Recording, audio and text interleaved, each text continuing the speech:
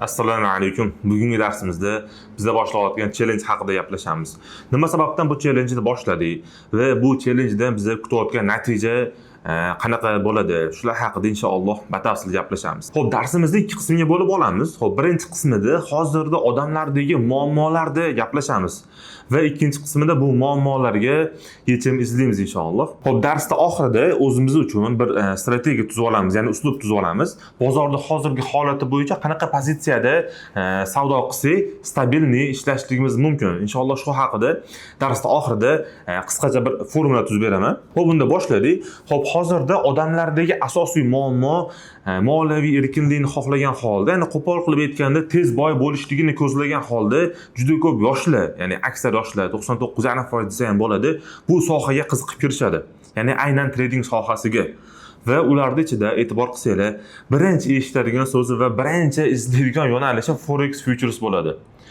Nima sababdan desanglar, buning javobi oson. $100 pul bilan sizlar forex va futuresda bir necha x'lar foyda qilishinglar mumkin, ya'ni qisqa vaqtlarda. Misol uchun $100 dan bir oyda, balki bir yilda, uzog'i bir yilda sizlar $100 da million qilishinglar mumkin. Ya'ni bu 100dan 1%. Odamlar shu 1% ichida bo'laman deb bor depozitini, ya'ni bor pulini sliv qilishlikka tayyor bo'ladi. Ya'ni umuman sliv qilishlikdan qo'rqishmaydi. Ya'ni ular hammasi umid qiladi $100 dan yoki $1000, $10,000 dan tezroq millionga chiqishlik va tezroq moliyaviy erkinlikka chiqishlik. Ya'ni odamlar trading sohasiga qiziqayotganlar aynan mana shu muammolarni hal qilsa, bu muammolarga yechim topsa, keyingi qadamlari ancha oson bo'ladi. Birodarlar, biz qanaqa sohaga qiziqamiz va bu sohada ishlashli uslublari qanaqa? Ya'ni halol yo'nalish bo'yicha ishlasa bo'ladimi? Ya'ni qo'pol qilib aytganda, rizqimizni halol yo'l bilan topamizmi? Shu narsaga e'tibor qilishligimiz kerak. Tez boy bo'laman, ko'proq pul topaman deb to'g'ri kelgan yo'nalishda qancha pul bo'lishligidan qat'iy nazar riskovat qilishligimiz bu noto'g'ri.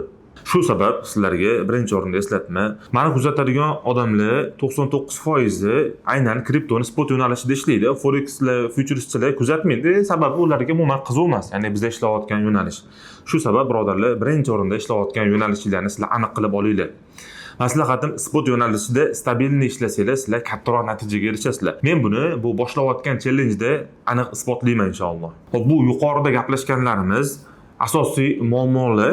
Endi trading sohasini ichiga kirganimizdagi aynan biz ishlayotgan pozitsiyalardagi muammolarni qisqacha gaplashsak. Aynan trading sohasida ishlayotgandagi muammolar odamlarga qo'yib bersanglar, aynan spot yo'nalishini ham qimor qilsa-da, subhanalloh, bu stabilni ishlashlikda sizlar tizimli savdo qilishinglar kerak. Ya'ni aytaylik, misol uchun $10,000 depozitinglar bor.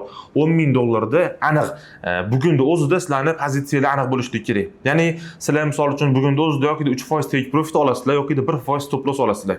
Odamlar aynan mana shu pozitsiyada umuman boshqa ish qilishadi. Stopsiz savdoga kiradi yoki full depozit bilan savdoga kiradi.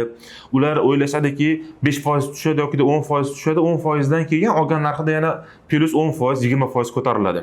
Mana shunaqa holatlarda ular juda katta xatoga yo'l qo'yadi. Pozitsiyasi noaniq va kunli yoki umumiy qiladigan zararlari ham kamida 10% bo'ladi yoki 20-30%, balki undan ham ko'proqdir. Ya'ni sizlar har kuni ishlayotgan, umumiy ishlayotgan pozitsiyalarni aniq qilib olsanglar, undan keyingi etaplar, ya'ni sizlarning foydanglar, zararinglar aniq bo'ladi. Zararinglar albatta sizlar tizimli savdo qilsanglar kamroq bo'ladi, foydanglar stabilni ko'tarilib boradi. Albatta sizlar tizimli savdo qilishlik uchun ilm olishinglar kerak. Xo'p, aytaylik, ilm oldinglar va olgan ilminglarning ustida sizlar tajriba qilishinglar kerak. Misol uchun kimdir sharoit $100 ga yetadi, $1000, balki $10,000 ga. Maslahatim maksimum $5,000 gacha, $100 dan boshlab albatta, maksimum $5,000 gacha sizlar olgan ilminglarning ustida tajriba qilinglar. Bu qiladigan tajribalar sizlarga 1 oy bo'lishligi mumkin, sizlarda 1 oy bo'lishligi mumkin yoki 1 yil bo'lishligi mumkin. Muhimi sizlar olgan ilminglarning ustida tajriba qilib, o'sha depozitinglarni stabilni oylar davomida ko'tarishinglar kerak. Har oy misol uchun 5% bo'lishligi mumkin, 10% bo'lishligi mumkin, balki 1-2% bo'lishligi mumkin. Ya'ni sizlarning foydanglar. Agarda sizlar stabilni har oy foydaga chiqsanglar, keyin kattaroq depozit bilan yoki full depozit bilan bemalol savdo qilsanglar bo'ladi. Bu savdo qilishlik jarayonida birinchi o'rinda psixologiya rol o'ynaydi.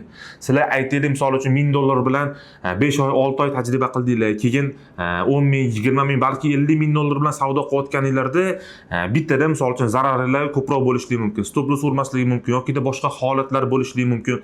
Mana shu holatda sizlarga juda muhim bo'lgan holat, ya'ni psixologiya boshqaradi. Ya'ni sizlar 50 ming dollardan bitta pozitsiyani o'zida 5 ming dollar zarar qilsanglar, birinchi o'rinda sizlar o'zingizlarni bosib olishinglar kerak. Ya'ni o'sha 5 ming dollarni qoplashlik maqsadida, ya'ni zararni yopishlik maqsadida qaytadan savdoga kirishinglar bu eng katta qilgan xatoinglar bo'ladi. Ya'ni mana shu jarayonda sizlarni psixologiyalar sog'lom bo'lishligi kerak. Bu psixologiyani to'g'rilashlik uchun sizlar real bozorda savdo qilishinglar kerak. Odamlar aynan trading sohasi bo'yicha dars berayotganlar, ya'ni odamlarga trading sohasini o'rgatayotganlar demo shot bilan savdo qilishlikni maslahat beradi. Men maslahat berayman demo shot bilan savdo qilishlikni. Misol uchun qurbinglar 100 dollarga yetsa, ya'ni sharoitlar 100 dollarga ko'tarsa, 100 dollarni o'zi bilan savdo qilinglar.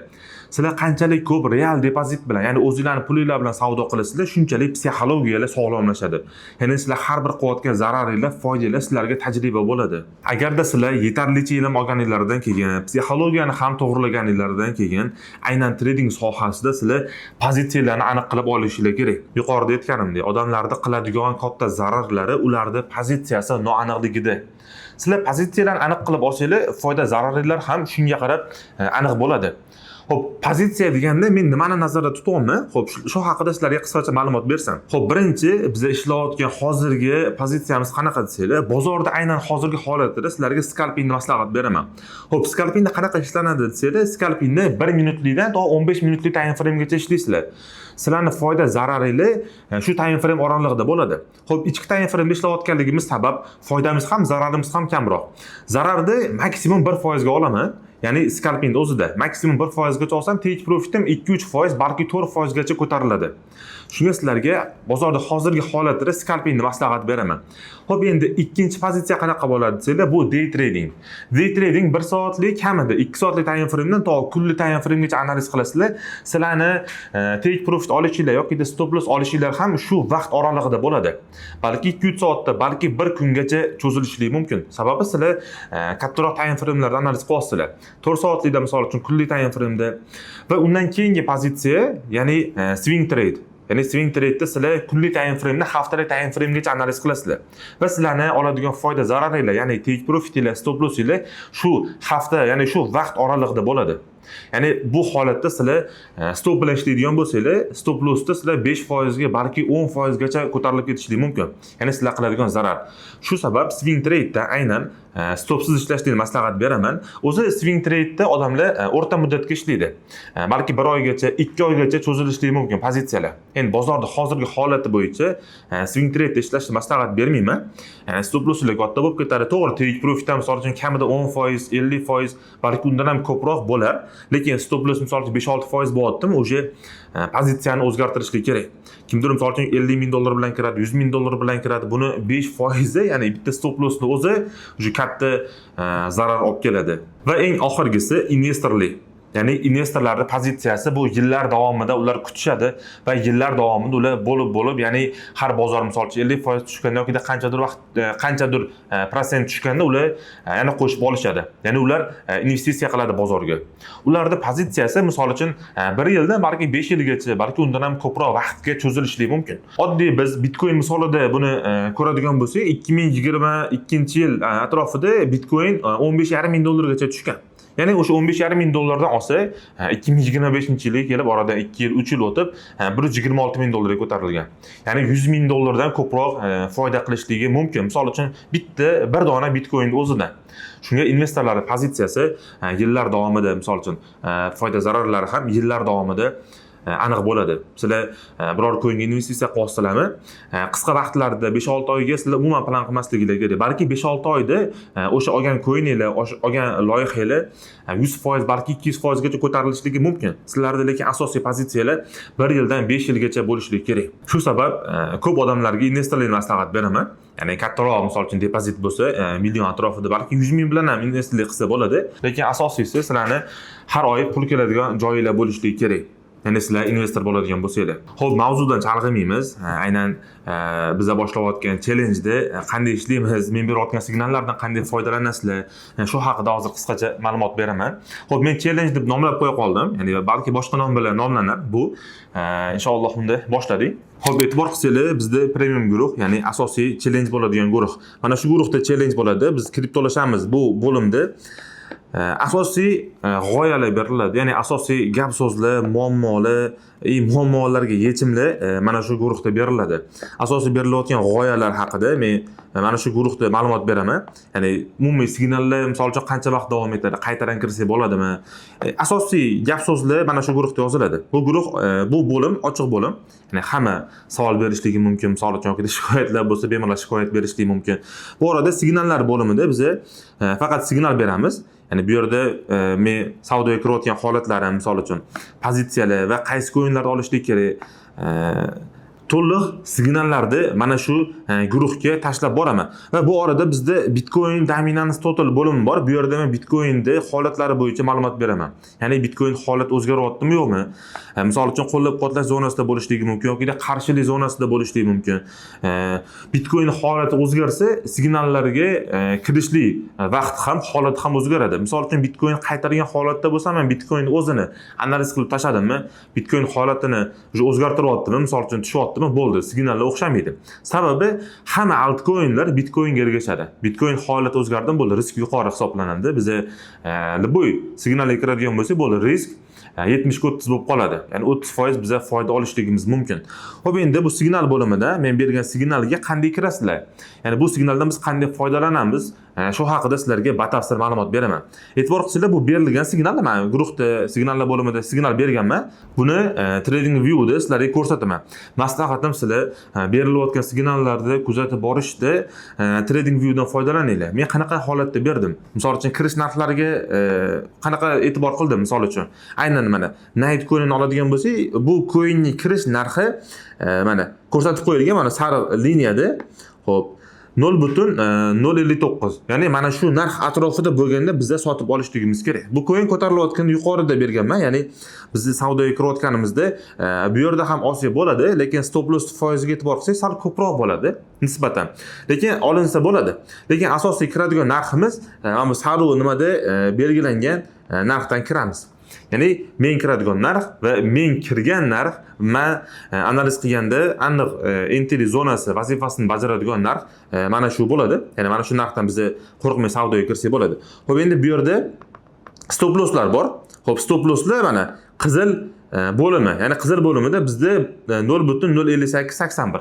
Mana shu holatda stop loss qo'yamiz. Endi buni take profitga e'tibor qilsanglar 0.622. Ya'ni mana bu yerdagi holat ko'rsatadi. Ya'ni bizda aniq bo'lib turibdi. Take profit qo'yishinglar, stop loss qo'yishinglar men qanday sizlarga tashlagan bo'lsam, xuddi shu holatda qo'yishinglar kerak. Men nima uchun challenge boshladim va bu challenge-da aynan scalping pozitsiyasini tanladim. Sizlarga buni qisqacha bozor holatini bir tushuntirsam. Liboy coin oladigan bo'lsak, misol uchun Solana'ni olamiz, chunki Solanaga juda ko'pchilik kirgan. Men o'zim ham kirganman. Sui coin'iga keyin kirganmiz. Sui coin'idan ancha foydalanganmiz. Buni men o'rta muddatga ham berganman. Xo'p, charg'amaymiz. Solana coin'i e'tibor qilsanglar, yanvar oyi, to'liq yanvar oyini boshidan beri coin ko'tarilgan yuqoriga mana. Bu ko'tarilishligi unaqa katta foiz nima qilmaydi. Xo'p, foizini ko'radigan bo'lsak, 22%. Ya'ni 22% ko'tarilgan. Bu holatda biz har kuni scalping qilib foydalansak bo'lardi. Misol uchun aytaylik, swing trade da foydalansak bo'lardi yoki day trade da foydalansak bo'lardi. Pastda olib, ya'ni aniq kirish narxlarini aniqlab, misol uchun savdoga kirib, stop losslar qo'yib foydalansak bo'lardi. Lekin sizlar bozorda hozirgi holati bo'yicha aynan scalpingdan foydalanib va sizlar qilgan foydani, ya'ni umumiy foydamizni bozorga yig'ib borsak, yillar davomida bizga sezilarli foyda olib keladi. Ya'ni biz qilgan foyda. Aynan mana shu foydalarni bozorga yig'ib borishlik bo'yicha men video darslik chiqarganman. Bu video darslikni opisiyaniyada qoldiraman. Albatta o'tib ko'ringlar. Aynan mana shu men ishlayotgan strategiyadan foydalaninglar. Inshaalloh yillar davomida sizlar yaxshi natijaga chiqishinglar mumkin. Nima uchun bularni aytayapman? Bozorda bu yilgi holati va keyingi yilgi holati mana qarashim ijobiy, ya'ni bozor holatiga. Inshaalloh bu yil keyingi yil bozor ko'tarilishligi mumkin. Umumiy sizlar o'zingizlar ham bir analiz qilsanglar, Solana coin'i, misol uchun Solana coin'i sal yuqoriroqda umumiy holatga e'tibor qilsak. Lekin bu qo'llab-quvvatlash zonasi. Buni biz yaxshi bilamiz. Avvalgi qaytgan narxi va hozirgi tushib kelgan narx. Agar hozirgi narxidan ko'tarilsa, mana 100% atrofida ko'tariladi. 100% gacha biz foydamiz bozorga yig'ib boraversak, har bir qilgan $100 pulimiz, $10 pulimiz bizga $5-6 balki $50 gacha foyda olib kelishlik mumkin. Ya'ni biz aynan trading sohasida va halol yo'nalishida, ya'ni spot yo'nalishida yillar davomida kattaroq depozit ko'tarilishligimiz mumkin. Aynan mana shu strategiyadan foydalanib. Xo'p, men berib o'tgan signallarga endi sizlar qanday kirasizlar, qanday foydalanishinglar kerak, shu haqida sizlarga ma'lumot bersam. Xo'p, Nitecoin'i bu coinni bozorda holatida ko'ramiz.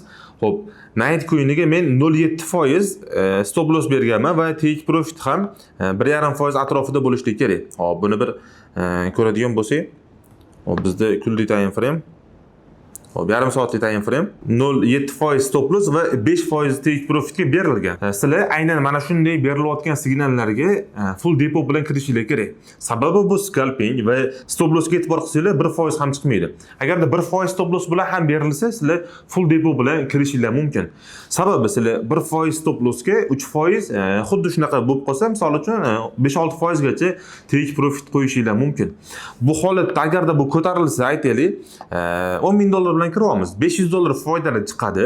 Bu bugun bo'lishlik mumkin, balki 1 soatda bozor impuls bilan ko'tarilib, pump bo'lib, aynan shu coin 5% take profit urishlik mumkin. Agar shu holat bo'lsa, bo'ldi. Bugungi bizlar ishlaydigan holat yopiladi. Ya'ni bugungi yetarlicha take profit oldi yoki stop loss oldik. Xo'p, endi aytaylik, men misol uchun 5 ta coin tashlasam yoki 2 ta coin tashlasam, sizlar qanday kirasizlar?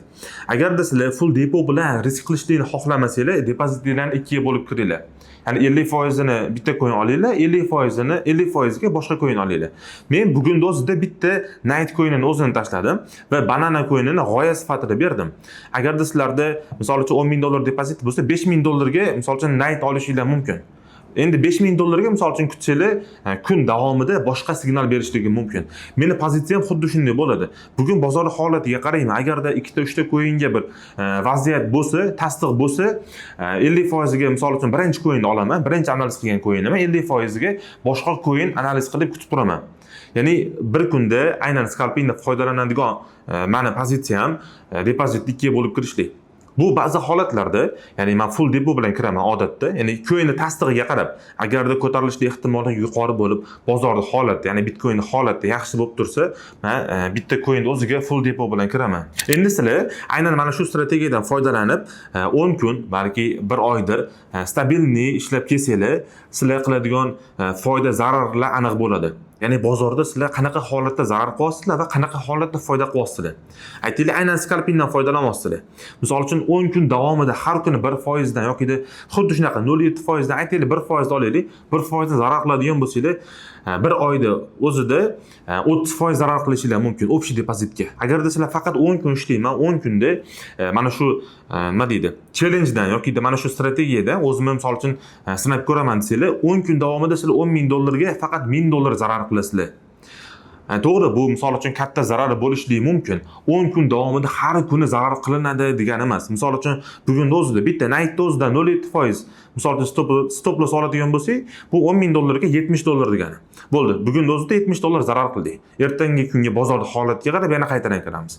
Ya'ni bu har kunlik zarar qilishlik bozorda umumiy holati bo'yicha bu har kuni davom etmaydi. Bozor qanchadir vaqt bir tomonga harakatlanadi, to'g'ri, down trendda tushadi. Biz o'sha bozorda tushish narxlarini aniqlab savdoga kiryapmizmi? Bo'ldi. Foyda qilishlik, zarar qilishligimiz o'sha aniq bo'ladi. Kamida 60 ga 40 bo'ladi. Ya'ni 60% foyda qilishligimiz mumkin, 40% zarar qilishligimiz mumkin. Ya'ni aynan mana shu uslubda ishlaydigan bo'lsak, biz qisqa vaqtlarda aniq o'zimizni ko'ramiz bu sohada. Inshaalloh sizlar bu darsni ko'rgandan keyin aynan mana shu strategiyadan foydalanib ko'ringlar. Ya'ni o'zingizlarni sinab ko'ringlar. Stabilniy sizlar aynan mana shu pozitsiyada bo'lib, ya'ni scalpingdan foydalanib 10 kundan yoki 1 oy ichida qancha daromad qila olasizlar. Nima uchun buni tanlaganman? Yana bir sababi, sizlarning depozitinglar naqdda turadi. Aytaylik, bor depozitinglar 50 ming. 50 mingda misol uchun 10 mingdan bo'lib bir nechta coin olishinglar mumkin. Agarda sizlar bozorda fundamental analiz qilmaydigan bo'lsanglar, bozor keskin pastga harakatlanadigan bo'lsa, o'zini narxini tiklab olishlik va sizlar olgan narxga qaytib chiqishlik juda ko'p vaqt olishligi mumkin. Bunga sabab, misol uchun umumiy liboy coinni olib, top 100 talik coinlar analiz qilsanglar, 1 yil davomida 3 oy, maksimum 4 oy ko'tariladi. Balki 6 oy ko'tariladi. Lekin ko'proq vaqt bozor down trendda pastga harakatlanadi. Ya'ni bozorda tushishligi bu sekin davom etsa, bozor ko'tarilishligi bu juda tez davom etadi va sizlarni olgan narxinglarga bozor qaytib tiklanmasligi mumkin. Shu sabab hammaga trading sohasiga qiziqayotgan, yangi kirgan yoki ishlab kelayotgan hammaga aynan scalping bilan ishlashni maslahat beraman. Agar sizlar aynan kriptoni spot yo'nalishida tizimli savdo qilsanglar, ya'ni stabilni har kuni o'zingizlarning ustinglarda ishlab, ya'ni ilm olib, strategiyalar o'rganib, bozorda fundamentalni ham analiz qilib borsanglar, aniq bir natijaga erishasizlar. Zarar qiladigan odamlar juda katta foizi tizimli savdo qilmasligida. Ya'ni juda tartibsiz savdo qiladi, bor depozit bilan stopsiz savdoga kirib oladi va umuman tayini bo'lmagan coinlarni olib katta zarar qiladi yoki yuqorida olib qo'yib kutib o'tiradi. Asosan shu holatlarda zarar qilishadi. Va muhim eslatma, mana shu yergacha kuzatib keldinglar. Alloh ilmingizni ziyoda qilsin, Alloh sizlardan rozi bo'lsin. Xo'p, mendagi hozirgi asosiy muammolar, ya'ni nafaqat mendagi umumiy traderlarga aynan shunaqa savollar berilishligi tabiiy. Sizlar biror coinni sotib olgansizlar. Aytaylik, kimdir signal kanalidan yoki o'zingizlarning ilmingizlarga asoslanib sotib olgansizlar. Xo'p, sotib olganingizlarda men bilan maslahatlashmadinglar. Endi uni sotayotganingizlarda qanday men bilan maslahatlashasizlar? Men o'zimni pozitsiyamdan kelib chiqib, o'zimni umumiy bozorga qarashimdan kelib chiqib, sotinglar yoki kutib turinglar deb maslahat bera olaman. Agarda sizlar olgan coin oqib ketsa, misol uchun 20% oqdi. Meni bozorga qarashim salbiy, yana bozor yana oqishligi mumkin. Xo'p, bozor yana oqishligi mumkin, maslahatim sotib olinglar desam, sizlar 20% da sotib olsanglar, agarda bozor yuqoriga ko'tariladigan bo'lsa, yana men oldimga kelib, bozor ko'tarilib ketdi-yu deb qanaqadir fikr bildirishinglardan ma'no nima? Agar sizlar 50% foyda qilgan bo'lsanglar, mana qarashim bo'yicha bozor tushadigan bo'lsa, bo'ldi 50% foydaga qanoat qiling, sotib yuboring desam, bozor yana 100% ko'tarilib ketsa, bozor ko'tarilib ketdi deb men oldimga kelib shikoyat qilishinglardan ma'no nima? Sizlar men bilan sotib olishlikda, ya'ni ishni boshida maslahatlashmadinglarmi? Iltimos oxirida ham maslahatlashmanglar. Agar sizlarga nimanidir maslahat bersam, agar sizlarga qaysidir coinni men bu narxda olinglar desam, uni ko'tarilib tushishligiga men javob beraman. Ya'ni men javob beraman deganda qanday? Necha foiz zararda sotishlik kerak va necha foiz foydada sotishlik kerak. Mana shularni sizlarga to'liq aytib beraman. Ya'ni to'liq tushuntiraman bozor holatida. Shu sabab bozorda katta zarar qilmaslik uchun, FOMOga berilmaslik uchun, psixologiyani to'g'rilashlik uchun birinchi o'rinda ilm olinglar va tizimli savdo qilinglar. Ajratgan vaqtingizga rozi bo'linglar. Salomat bo'linglar. Assalomu alaykum.